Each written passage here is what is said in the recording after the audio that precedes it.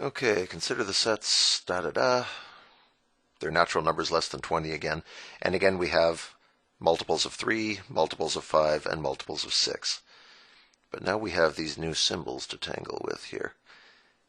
A upside down U B means A intersection B. And I think of this shape as an A in the word and, because that's what this means. It means give us the numbers that are members of A and that are also members of B at the same time. So if we try to list those, we get 3 is no good because it's not a member of B. 6 is no good, it's not a member of B. 9 is no good. 12 is no good. 15 is a member of group A and B at the same time. And 18 is only a member of A, so that's it. 15 is the only number that is divisible by 3 and divisible by 5 in our universal set. Now they give us this other one, right side up U. This one means or. It means give us all the numbers that are a member of A or that are a member of B. Either one is good enough. So 3 is a member of group A. 5 is a member of group B. I'm trying to do these in ascending order. 6 is a member of A. 9 is a member of A. 10 is a member of B. 12 is a member of A. 15 is a member of both groups. That doesn't get it any special treatment in our list, but it does mean it's definitely in. And 18 is a member of group A. Right? So this symbol, think of it as an and or overlap. The fact that it goes over like this means it's the overlap symbol, and it means only the numbers that are overlap between these two lists that belong to both of them. The symbol like this, some people remember it as the union, as in what would happen if these two sets teamed up. And this is really stupid, but I used to think this is shaped like a boat, and if you're in a boat, you need oars, so this symbol means or. Yeah, it's dumb, but whatever, it works for me. If you don't like it, get your own. Now, last one, A prime and B. Well, we need a listing for A prime before we go any further. That's all the numbers that are not members of A. So that would be 1, 2, not 3, 4, 5, not 6, 7, 8, not 9, 10, 11, skip 12, 13, 14, skip 15, 16, 17, skip 18, 19, and 20 is not in our universal set, so that's where we stop. So there's all the numbers that are not A.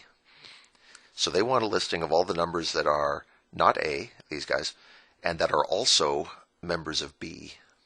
So 1, nope, not a member of B. 2 isn't a member of B. 4 isn't a member of B. 5 is. 7, nope. 8, nope. 10, yes. 10 is A prime, and it's also a member of B. 11, nope. 13, nope. 14, nope.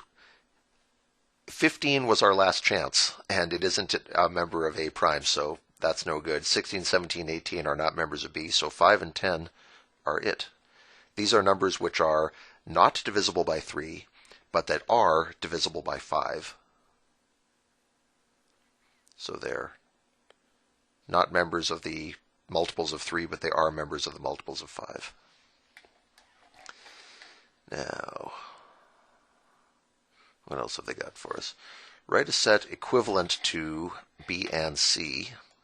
Let's try to scroll so we can get our list visible again. Okay, so now they want numbers that are in set B. Here we are. And that are also in set C. Remember, this shape means A for and. So 5, nope. 10, nope. 15, nope. There aren't any. There are no numbers that are divisible by 5 and also divisible by 6. At least not until you get to 30, and that's outside our universal set. So all we can do here is say, empty set, we got nothing. A union C means we take our A list and our C list and combine them. So 3, 6, 9, 12, 15, 18.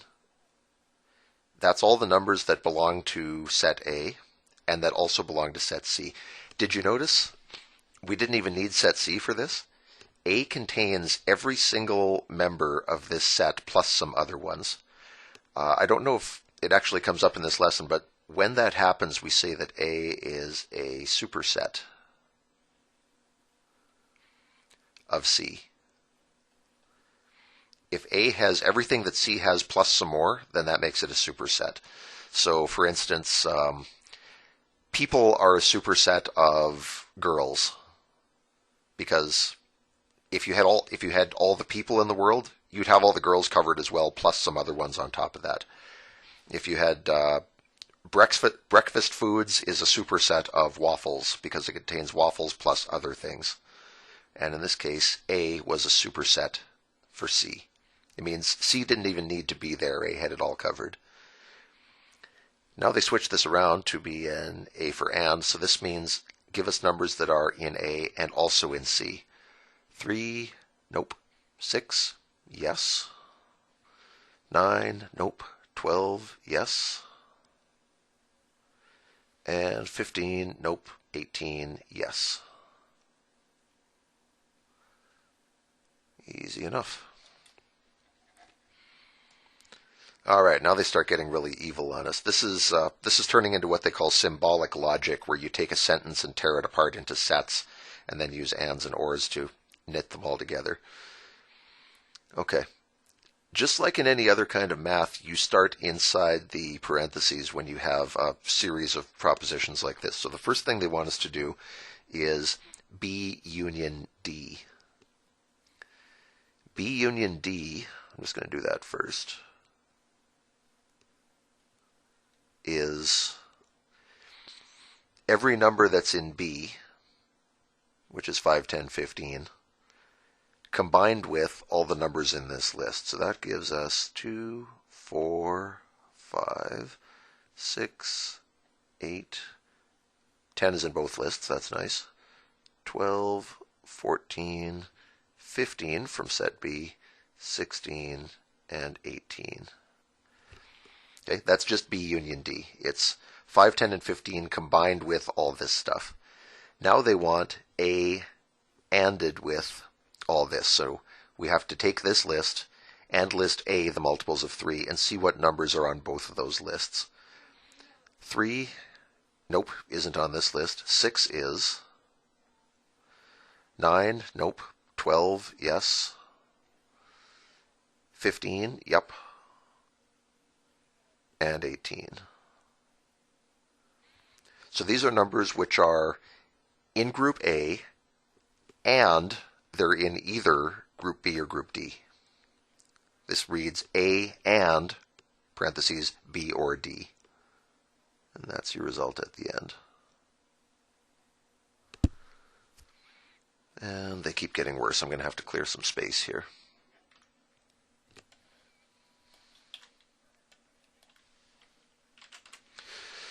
Okay, starting inside the parentheses again. A and B. I'm going to cheat a little bit. We've already done that list, and we happen to know it's just the number 15. So what we have here is 15,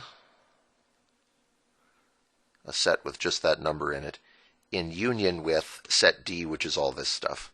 Well, that's easy enough. It's just all these numbers and also 15 thrown in there.